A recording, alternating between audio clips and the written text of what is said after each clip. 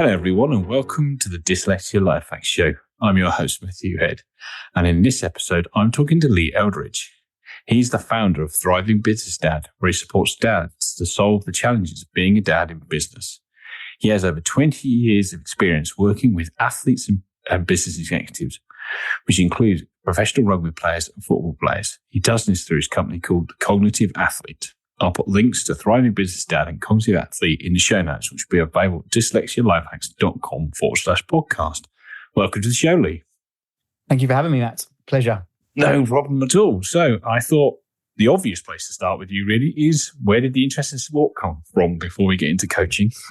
Well, as it says on the tin in terms of being dyslexic, academia was not something that I really enjoyed as a young kid. Yeah. And in primary school, PE days were way more exciting to get to, or if I knew I had football after or cricket. So it was my way to kind of express myself, I suppose, at a young age, where spelling tests and maths tests weren't really my forte and weren't things I enjoyed. That was my opportunity to, express and see some success in life, I suppose. And then it's led on to playing lots of different sports.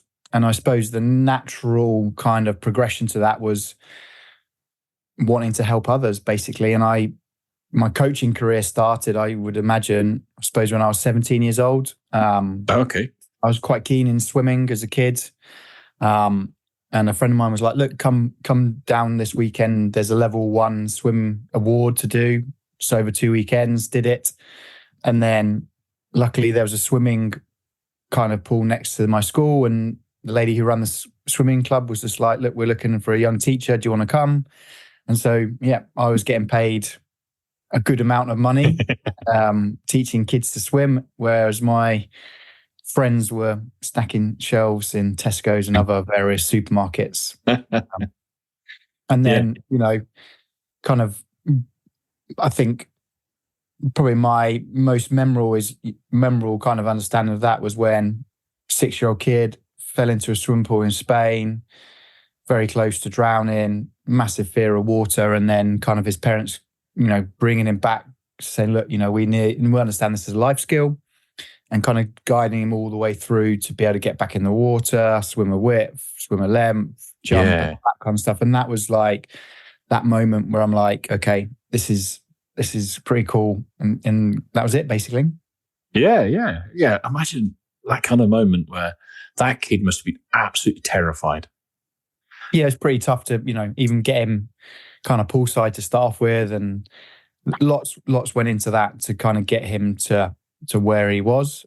And so, it was an amazing kind of experience. And I thought to myself, that's where kind of success lies in some respects. Yeah. So I want to kind of roll back. You mentioned in sort of talking about your interest in sport, about being dyslexic at school. Were you aware you were dyslexic at the time, or you just knew you were struggling? No. So I did my A-levels. I did 2 years at college and then went to university straight in at second year. So I skipped the first year. Our lecturer was like, right, okay, instead of hand typing this paper out, we're going to do an exam practice. I wanted to handwrite it. Did it. Not in an exam scenario, but just at home or whatever. I brought it in. And then he's like, I think, have you ever been, you're dyslexic, aren't you? And I was like, no.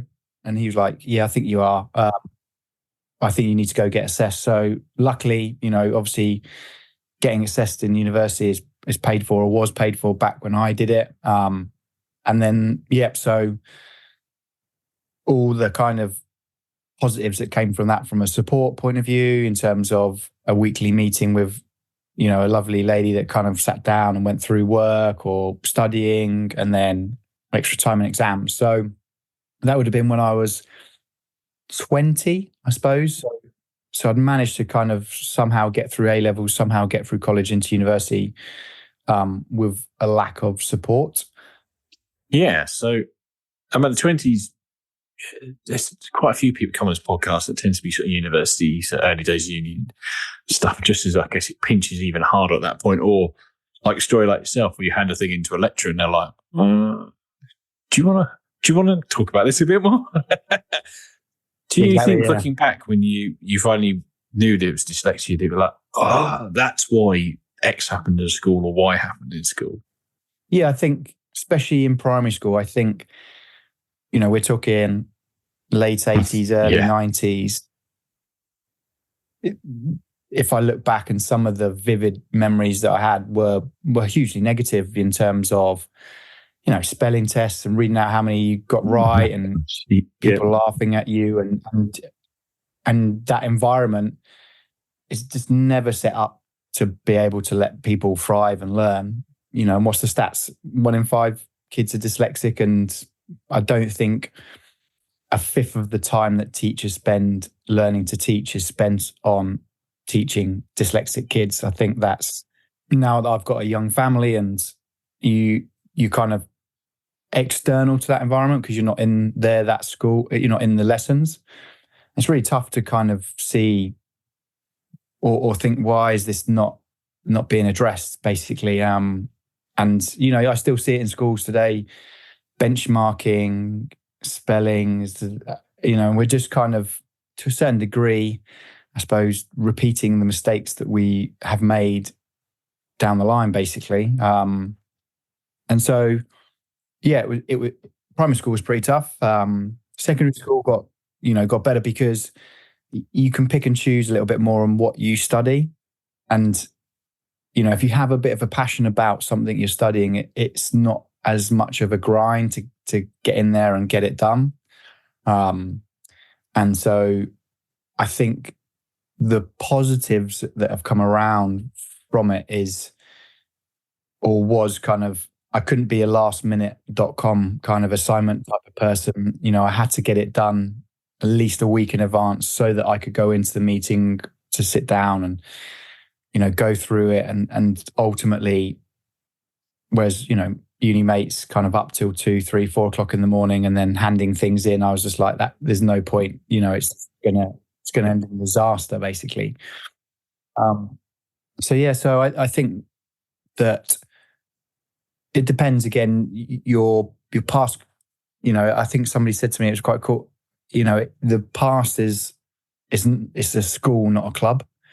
So, you're not kind of in the club of whatever. You're like, look, this is stuff to learn from. So I think in terms of my own kind of inner workings, I've kind of come to terms with those kind of memories, basically. Yeah. And it's really interesting. My flatmate I used to have at uni would be able to do all-nighters on various lots and lots of energy drinks and somehow turn these blinding reports in. And I'd been grinding out for like 2-3 weeks at that point. And it's like, how can you possibly do this?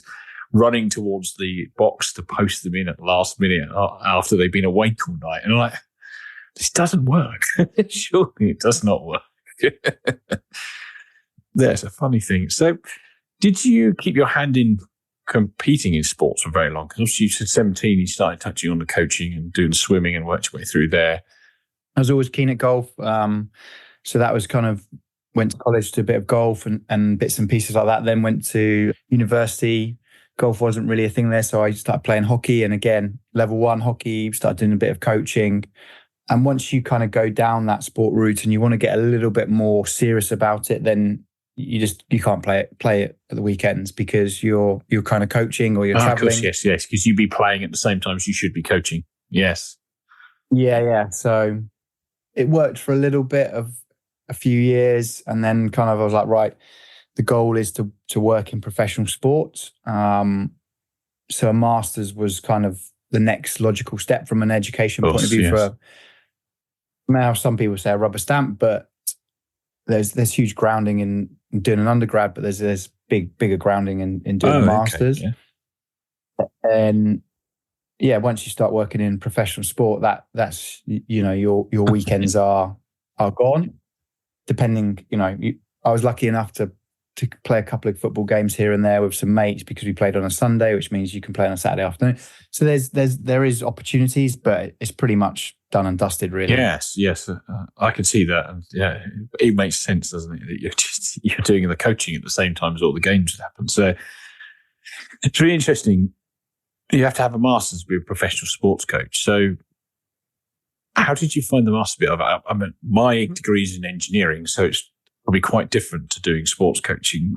Is there quite a lot of practical elements to involved, or is it a lot of studying theory, or how does that work? And how could you tailor that to suit sort of the dyslexic thinking you have at the time?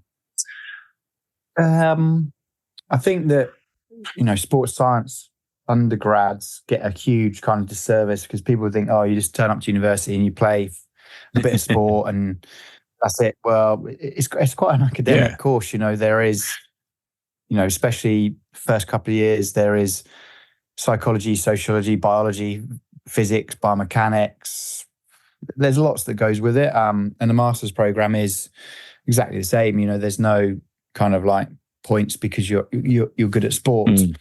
I think, again, from a dyslexic point of view or just a studying point of view, again, if it's something that you enjoy doing, so I'm hoping that most people who've decided to do a master's is, it's kind of a very specific kind of year or 2 years to spend your life. You should, in theory, have quite a bit of passion about it. So if you have that bit of passion, then it makes life a little bit easier. It's easier to get focused. It's easier to, whether you want to talk about, I suppose, ADHD and ADD and the links with dyslexia and both ways back.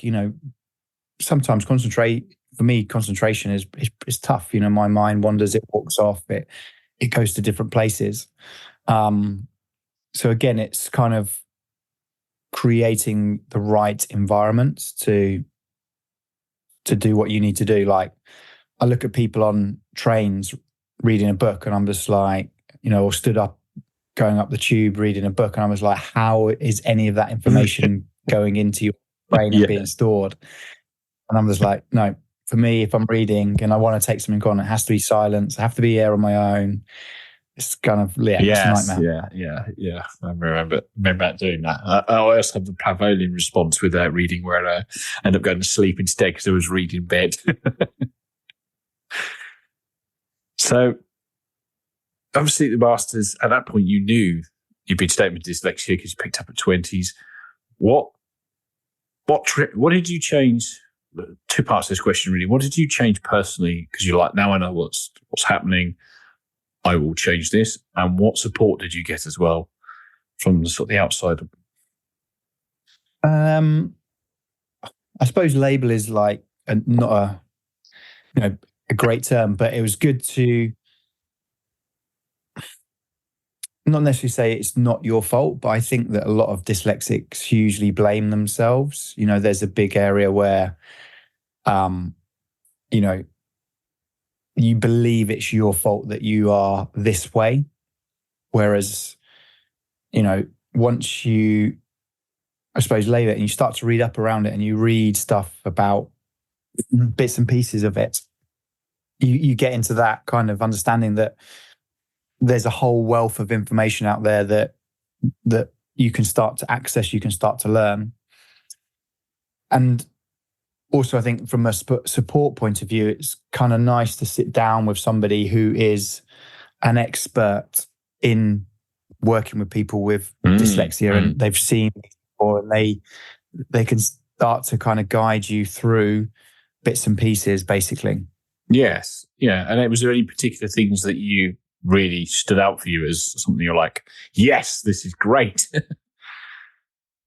I think obviously in terms of just talking to that individual was really good, because I think there's moments where, not just from a kind of technical point of view in terms of, right, when you study, use lots of different colors, mind mapping, all those types of things. Mind mapping for me was a real big area of kind of, it was just, it was amazing to kind of be able to mind map for an exam and just see that as a visual thing. Whereas obviously from a sports point of view, I was always quite good with kind of the visual and the kinesthetic, because that's what we see, we do.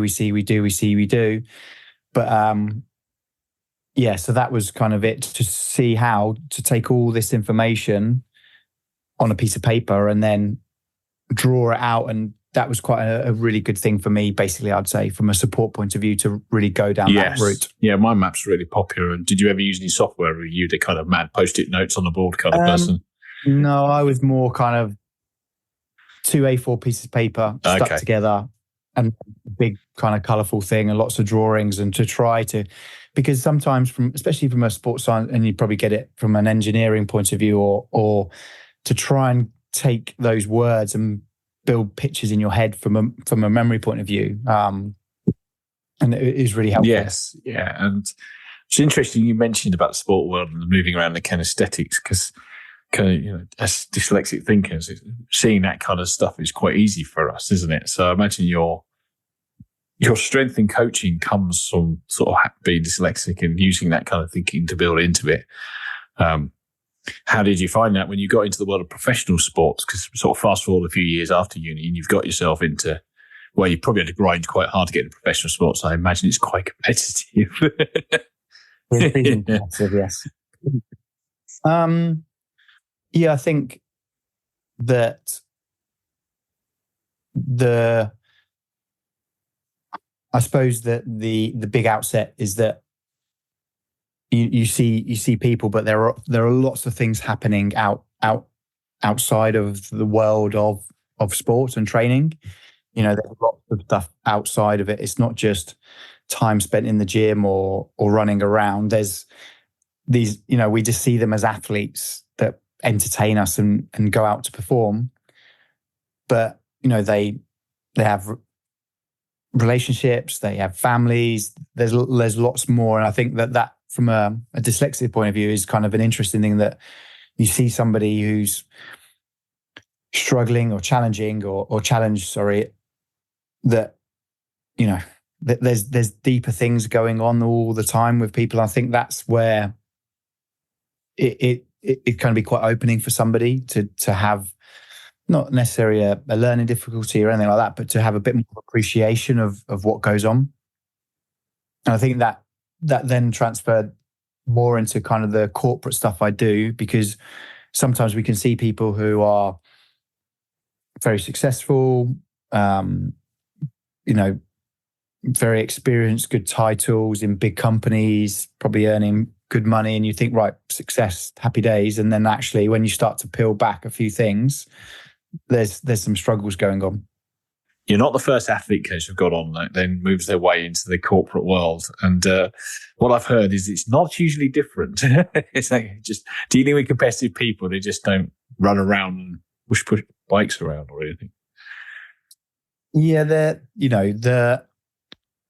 I think sometimes we try to force similarities too much in terms of sport and into the business world, because it feels good for people. Because in sport, this idea of, better never stops. We're always kind of trying to get these marginal gains. We're always black box think, all these areas of like what have come from kind of world-renowned practitioners into this kind of environment. And ultimately, the biggest difference in business is that 9 times out of 10, you do not get to choose when you perform. You don't say, right, we are competing on Saturday on a 3:00. All our week, all our prep, or all our build up is all surrounded by that 3:00 kickoff. Whereas in business, every day there could be a 3:00 kickoff. You just don't have that kind of control or element to it. So, we would play on a Saturday, for example. Sunday, the players would have off. Obviously, we'd say to them, look, go do your recovery sessions, go use the pool, blah, blah, blah. Monday, you come in. Monday, normally in the morning, is a bit of a kind of a debrief. Depending on what sports you are, you'd have kind of some units, talk about each other, bit of light training, do some stuff in the gym. And we would then just slowly basically ramp it up to a Tuesday and then pull it back down again for a Saturday kickoff. So there's this whole, what we would call a micro periodized cycle, so a small cycle that we go through even during the course of a day. But for me in business, it just doesn't really work like that. There's all elements where, I see it, especially, some of the management consultancies that I've worked for, is that, they finish a big project and then the next day they're on to another big project. They're never kind of like, right, we finished this big project. Let's just take 1-2 days to zone out and to have a bit of a think of like what went well, what didn't go well, blah, blah, blah, blah. That process is going on, but there's also another project already kicking off. So their brain is already kind of half on that. So yeah, I think we try to kind of squeeze a lot into that similarities model. And I do think that, the whole kind of paradigm of well-being and performance is something that we get a lot in sport, but we don't really get in business. If that makes sense. It was kind of interesting. I was thinking my own work, where it's like, a couple of days slack straight into the next project. And you were saying about the analogy to sport, where you have the recovery days. It's like, recovery days in work don't necessarily happen, and it's an interesting point, and I imagine it's a tricky sell to a company that, hey, you probably should take a couple of days to stop, think, reflect, write this all down before we get launching headlong into the next shiny thing. Yeah, and also the difference is in professional sport, the career is short. Yeah. Professional rugby players anywhere between, maybe some injuries, but normally, 30 to 35 is the ballpark for people retiring. But in business, you're looking 60, 65. It's an endurance game. It's a long-term kind of competitive cycle. So, and this is one thing that I really kind of try to get across with people, is that high performance, and all businesses say we're high performing. Well, I really don't want high performance, because what you want is sustainable high performance over longer periods of time. We don't just want, in sport, we never just want us to win a one-off match. We're competing in a championship where we need to win multiple games. So sustainability is the one. And so that's where kind of, how that 1 day or 2 days off over the course of a year.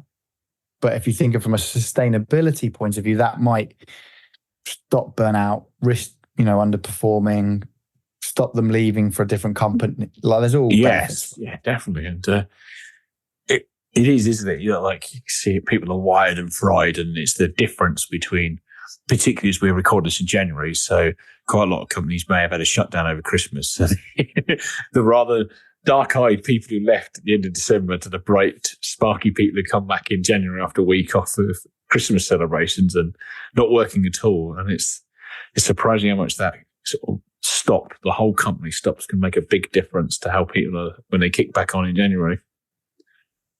Yeah, and I think, we finished playing our last game. Most of the athletes, they'll have 4 weeks off. Okay, they'll do bits and pieces, but Christmas really for lots of company is a complete halt. Whereas I think even if people go away in the summer or whatever, the business is still turning over.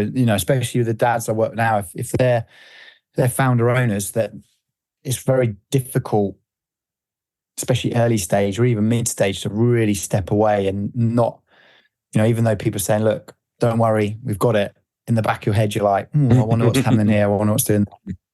Did he do that? Did she do this? Did they do that? Yeah, definitely. So one point I wanted to circle back round to was, you were mentioning, obviously, with sport, you're kind of peaking for Saturday and then dropping off and coming back up. But with business, you don't necessarily know when go time is. It could be 3:00 on a Tuesday afternoon and then again on a Wednesday and nothing on Thursday.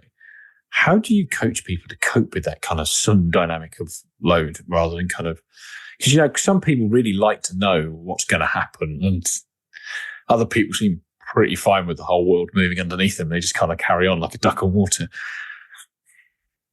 So if we work backwards, that there always needs to be some recovery at some point. So a lot of the dads, for example, I work with, they they're under huge amounts of stress at work, so they kind of hide this emotional, so we look at the well-being from the 4 pillars of well-being. You've got mental, physical, social, and emotional well-being. And so most people talk about, I would say, mental as their mental health as being the biggest one. And then some people talk about physical health, but kind of social and emotional kind of gets put back to one side.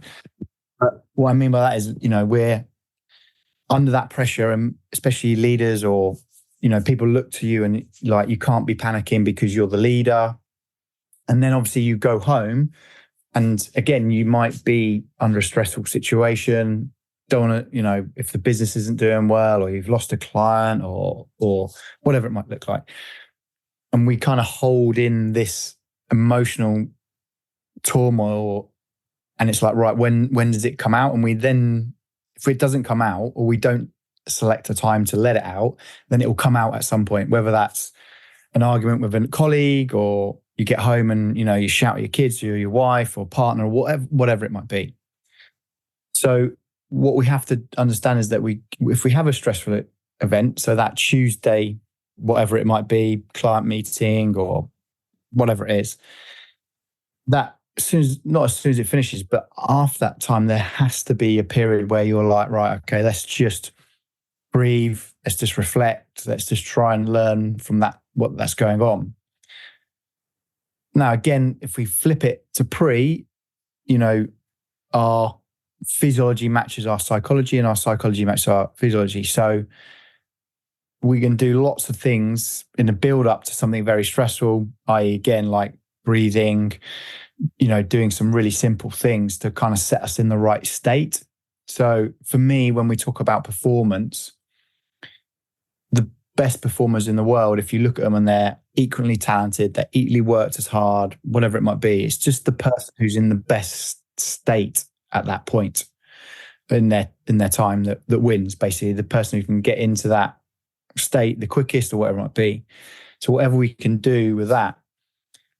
Now, for those people that love this kind of topsy-turvy all the way on, they just have to be a little bit kind of more understanding of having some awareness of, because normally however you just define stress is very different. People define it in different ways, but what your triggers are of when you're under stress. We really want to try to spot them as early as possible so that we can do whatever we need to do to build them in. And the flip side is that actually stress is a really good thing that people don't get. It gets a really hugely not negative connotation because people are like, oh, I'm so stressed, da, da, da.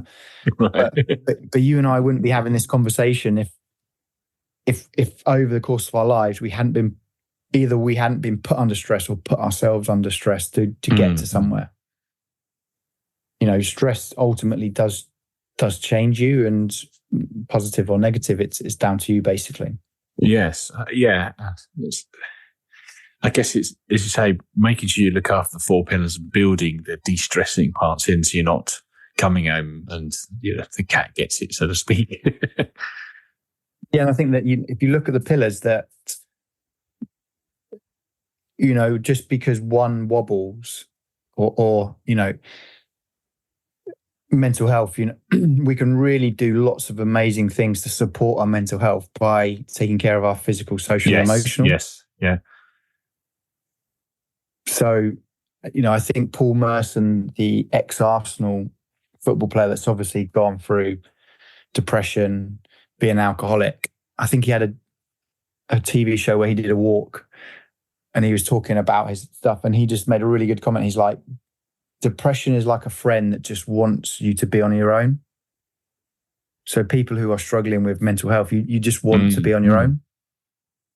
So that's where that social connection, I think that we're not great at this because of just the way that things are, and that's where things go. Yes, I could see that. And it's, like we're here talking, the theme of this podcast, dyslexia, and that is, you cited at school, you had sport to save you, and I had science to save me, and like, we'd have been in pretty bad shape, I think, otherwise. Shaking all that off and being able to get on with it. But quite a lot of people with neurodiversity do struggle with that kind of stuff. And it can feel like, particularly if you don't know, like yourself, when it wasn't till 20, sometimes you go, what the hell is up with me here? Why is everybody else finding this easy? So it's hard sometimes. And I think that to go back to your original thing where you said, you'd been assessed and, again, not the label, but it's quite refreshing when somebody's like, I've also, been assessed as this, and you can have a mutual conversation. I'm sure that you would, if somebody's like, I'm into science, I'm into, you would naturally have a kind of a rapport with them, basically. I think that's where, again, getting a group or being part of a group of people that are kind of going through similar struggles to you is really powerful. And I think that's something that, these shows and everyone not necessarily being more authentic, but just putting it out there that they struggle or they're looking to speak to people about this. I think that's a really big, I think it big helps. thing. It certainly helps, even if you're not alone, even if it's just somebody coming up the radio in your car telling you that they've had a similar experience, even if it's not a face-to-face interaction. Like what? Yeah. Well, I wanted to kind of move on to interesting kind of thing. You've moved into dads in business, like specialised down from your professional athletes to your business execs, now it's dads. And something on your profile is like you had the daddy moment. So can you tell me what that moment actually is and what that sparked in you? Yeah, so November 21, I was just playing Lego with my daughter. She would have been around 4 by the time. And we're just playing Lego on the carpet. It's Saturday morning. And for me, my head was kind of away thinking about some clients or I need to message this person. And I was just away. And then eventually I just heard, my daughter kind of screaming at me because we were playing Lego together. And you don't need to shout at me. She's like, yeah, but I have been saying it multiple times to you or shouting at you for a long period of time. And I just realized then that actually how many other dads are probably in the same situation where they're in the room, but they're not really engaged or they're not really present or however you want to put it. And for me, engagement is the big one. And I was like, right, okay, that's not the deal basically in terms of how I wanted to be a dad. I know that obviously, there is a provider part of being a dad and financial and whatever that might look like. But that was kind of that moment. I was like, right, there must be other dads out there struggling. And in my other roles, I'm going back to that state, that engagement state that I learn how to support people to get into that state. Well, my mind was like, well, if people are struggling, then there must be support that they need or whatever. So then that was like, right, okay, let's see what's out there from a research point of view. And there wasn't really much. So then I was like, right, okay, let's go and interview some dads. So I think I'm up to about 85, 90 dads now, where just interviewing them in terms of their biggest challenges, their biggest fears, what that looks like for them. And it's just grown from that basically. Okay. And how did you find that once you got talking to other dads? You could then start blending your sports background and your executive background into how to coach them. How does that look? How are you? And not being a parent myself, it's kind of tricky for me to kind of understand, I guess. But what did you find really started to work? Was there some sort of common things that dads were doing in terms of trying to juggle businesses and parenthood that you really realized that you needed to kind of dig into? Yeah, so if I put my kind of sports hat on, so, the first probably lesson that you might learn or lecture that you might attend in sports science is, how to carry out a needs analysis, which is basically, we're released into the world as sports scientists. You in theory, you could work in any sport because you can sit down and say, right, what is the latest research? What coaches do I need to go and speak to? what athletes do I need to watch and then, right, okay, what can we do to support these people?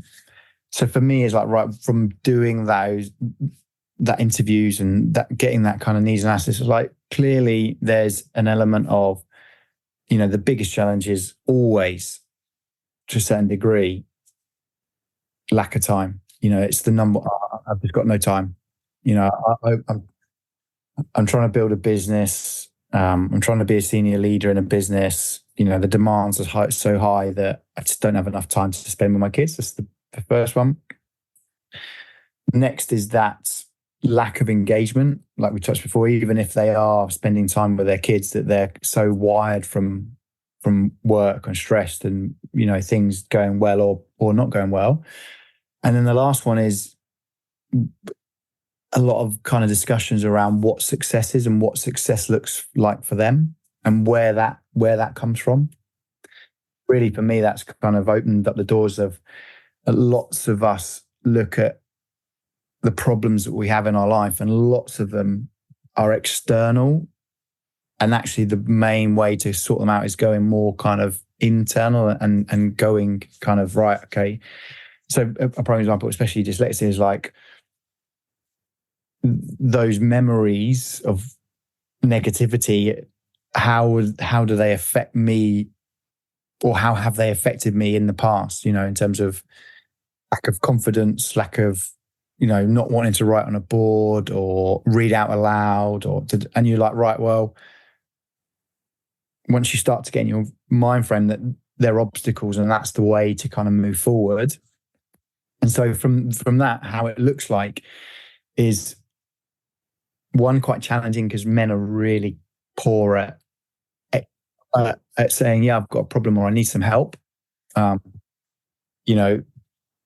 kind of first step, I'm not saying it's like Alcoholics Anonymous, but going in that room and going to a meeting and saying that those words, that's the big first step, I suppose.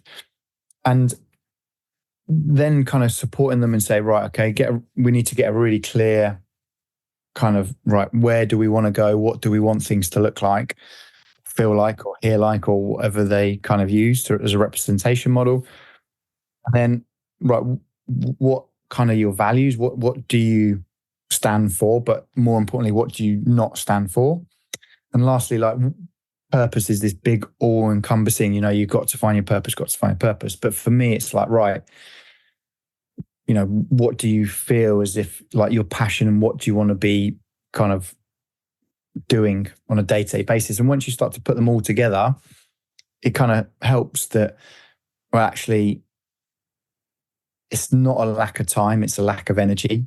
So you're doing things that are taking away energy from you, which enable or stops you having the energy to be present, having the energy to engage, and ultimately define a better looking model of success for you. And that's what we kind of start to get into. And it's really interesting to work with lots of different dads from lots of different industries, from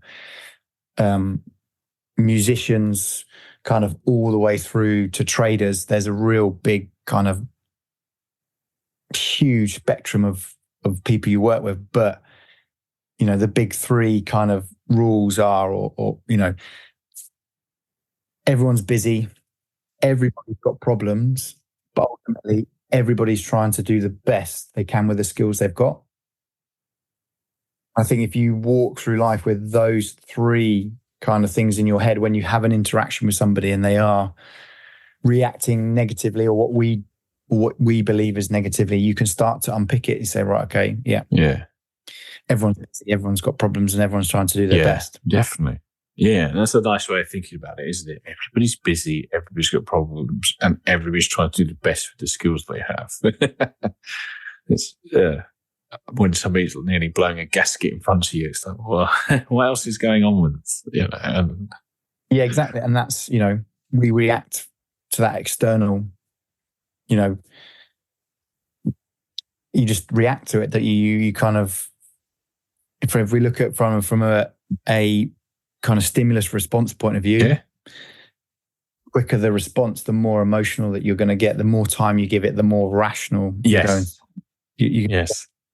You know, you watch children, they react very quickly. It's emotional. Yes. In theory, adults should be able to say, well, step back, be a bit more rational, but that's not the case in some respects.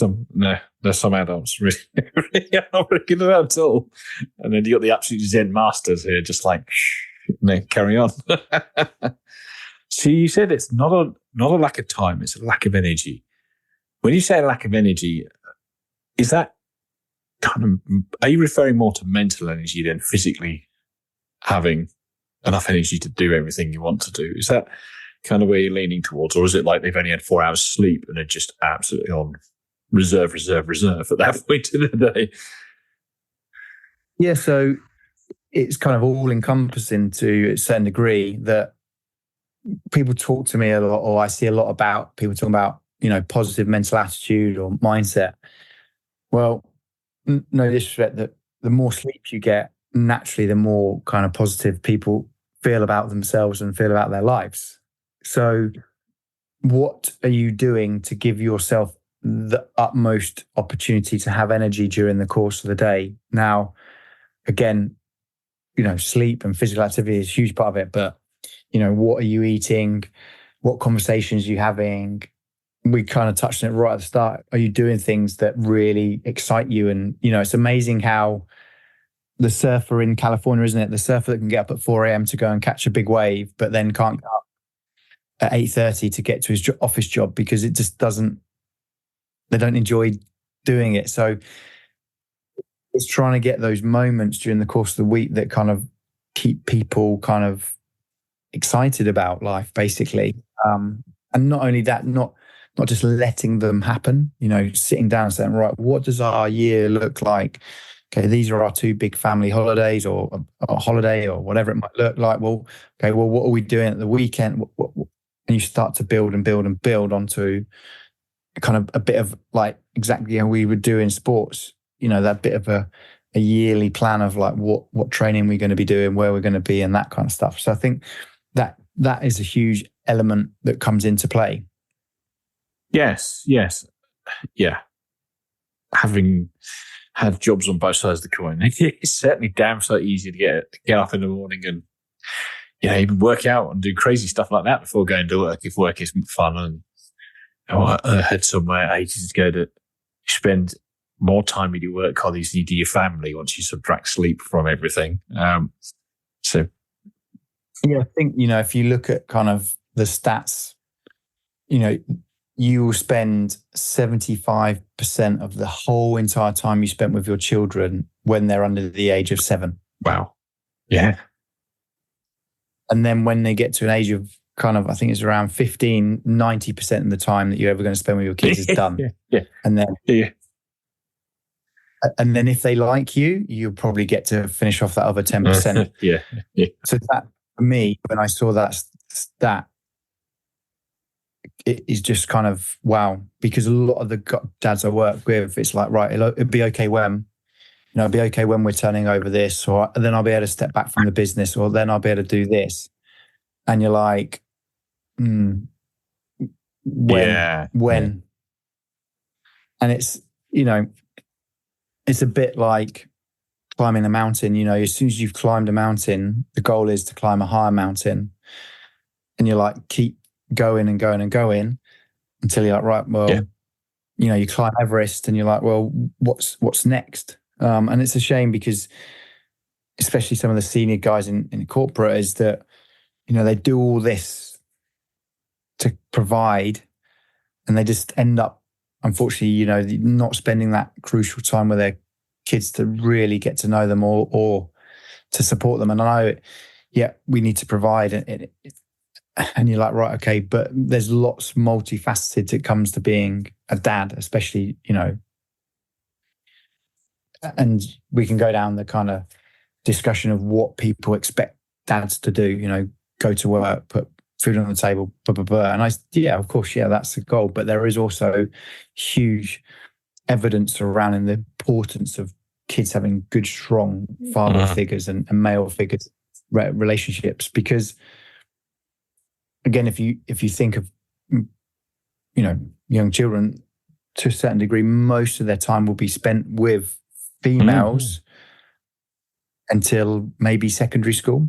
I know for me, if I look back now, my first male teacher was probably by the time I was 11 years old. Yeah. I can't think of a primary school teacher I had that was male. And that's so if your dad works, you spend all your time with your mum. So as a role model that, and I call it the dad paradox, whereby dads are trying to be the best dad they can be and whatever it might be. Yeah. And so, that's that, making sure that when you do step in the door, you've got energy to give them is key. And, making sure that you have some system to shut down from work and to change your clothes or whatever it might be, or become the dad is really difficult. Yes, I can imagine. Yeah. And that's why I think commuting for work is actually hugely beneficial. People are like, I can work from home. I don't have to commute, blah, blah, blah.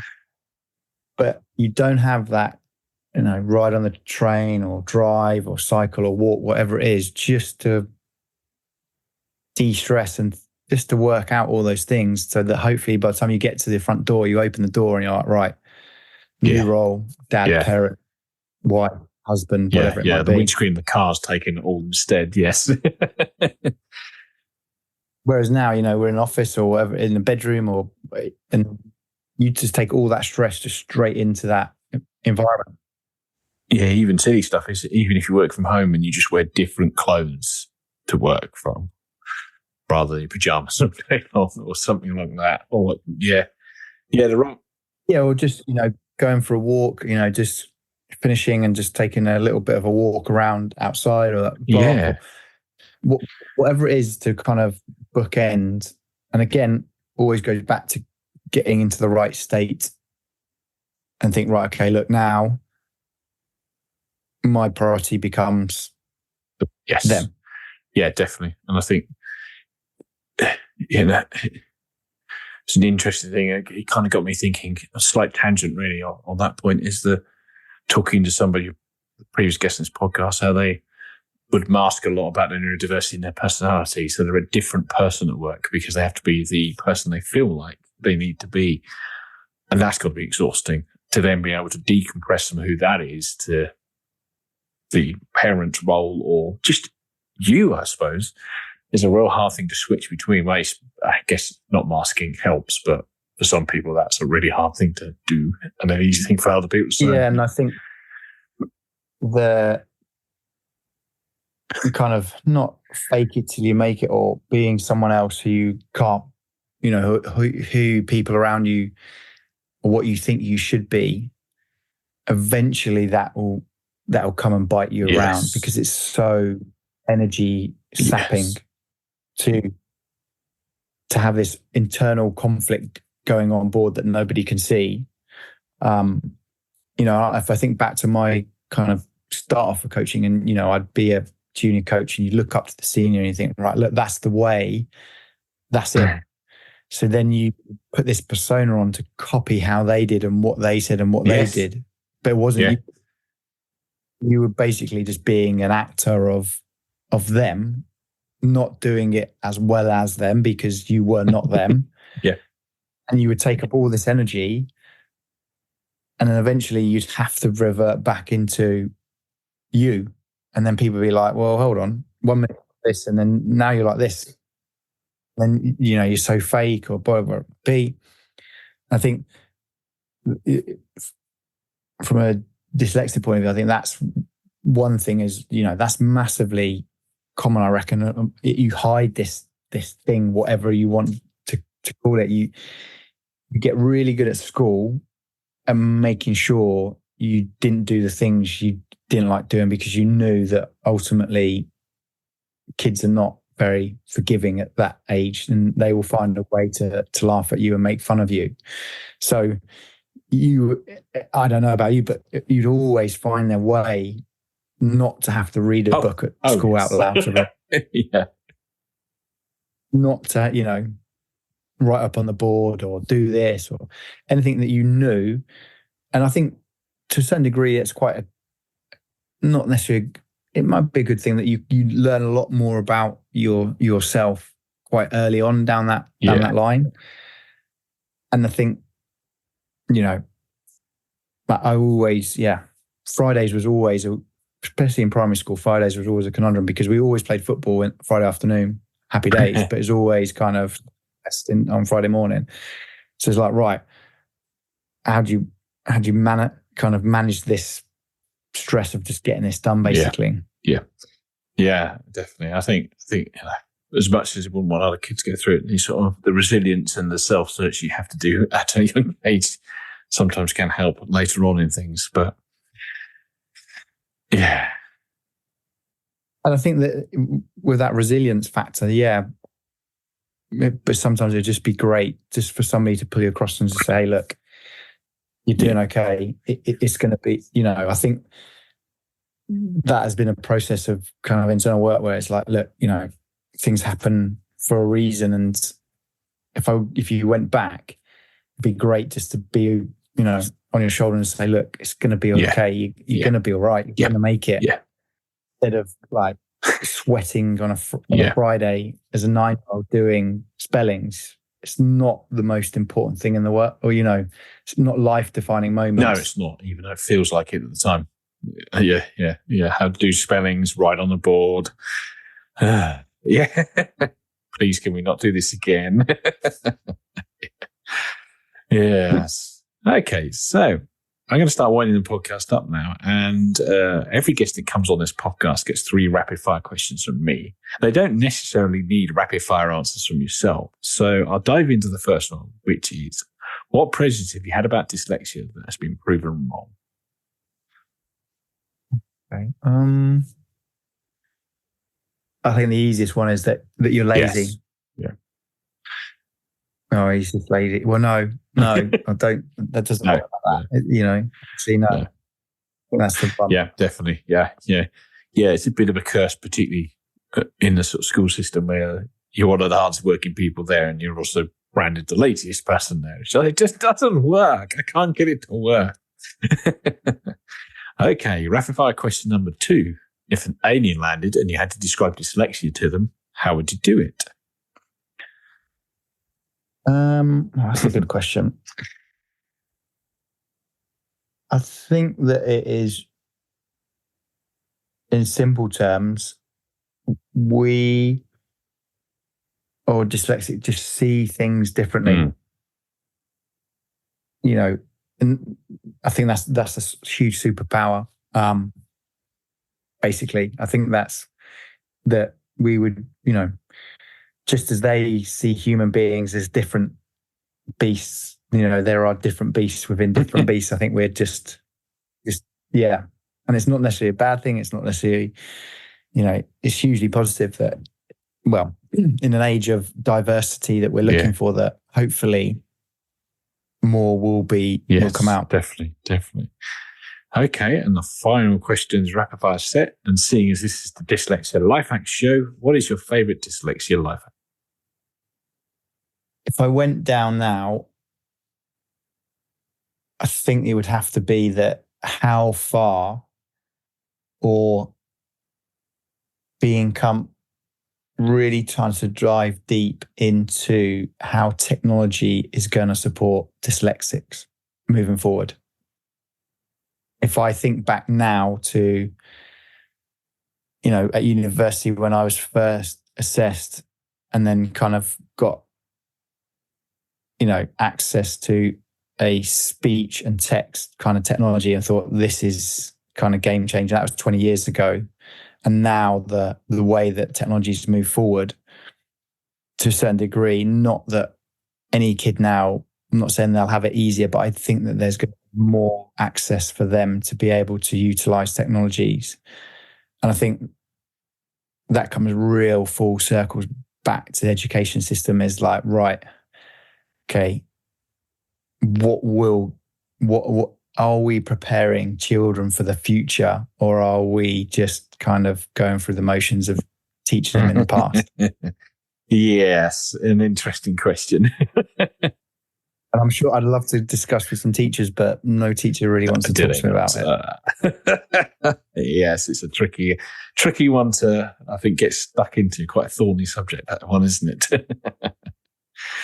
Okay, Lee. Well, I want to thank you for taking the time to come on the podcast. But before we sign off, is there anything else you'd like to add, and where can people find you, if you'd like them to? No. Thanks for the opportunity. It's great to kind of, obviously, hopefully, send some messages out there and speak to people with challenges all across, not just dyslexia. Where people find me, mostly on LinkedIn in terms from a social media point of view. But yeah, and I'll give you my email address, and if you put that in the show notes, I'm more than happy to have conversations with anyone, but especially kind of business dads. I'm always keen to interview and kind of keep the research going because it supports me and what I do, but also in a greater long-term picture as well. Well, thank you once again for taking the time to be on the show. I will link to Lee in the show notes as well for people that want to find him. And that just leaves me to thank everybody else for taking the time to listen, and I'll speak to you in the next episode. Goodbye for now.